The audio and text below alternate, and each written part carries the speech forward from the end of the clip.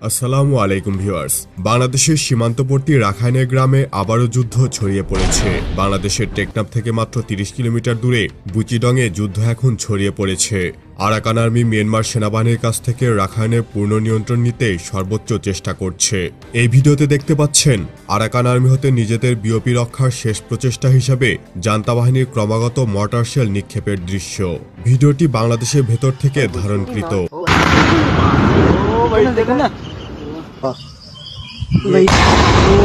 রাখাইনে মিয়ানমার সেনাবাহিনী ও বিদ্রোহী গ্রুপের মধ্যে তুমুল লড়াইয়ের কারণে বান্দরবান সীমান্ত থেকে কক্সবাজারের টেকনাফ সীমান্ত এলাকায় বিজিবির একটি ইউনিট মোতায়েন করা হয়েছে।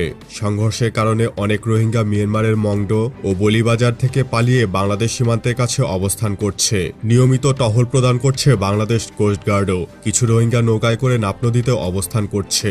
মিয়ানমারের বর্ডার গার্ড বাহিনী তাদের বাধা দিচ্ছে না। এতে বাংলাদেশ সীমান্তে আতঙ্ক ছড়িয়ে পড়েছে।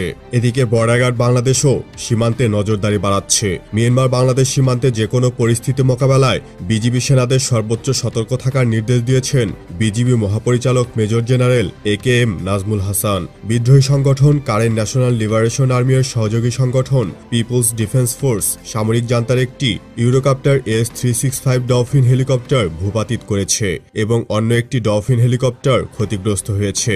এই ঘটনায় জান্তা বাহিনীর ৪৪ ডিভিশনের ব্রিগেডিয়ার জেনারেল আইমিং নং সহ ৪ জন নিহত হয়। সম্প্রতি ভারতের কেন্দ্রীয় স্বরাষ্ট্রমন্ত্রী অমিত শাহ প্রতিবেশী মিয়ানমারের সঙ্গে খোলা সীমান্তে বেড়া দেওয়ার এক পরিকল্পনা ঘোষণা করেছেন। কেন্দ্রের মোদী সরকার ৬ বছর আগে করা সীমান্তে অবাধ চলাচলের চুক্তি বাতিল করার কথাও বিবেচনা করবে।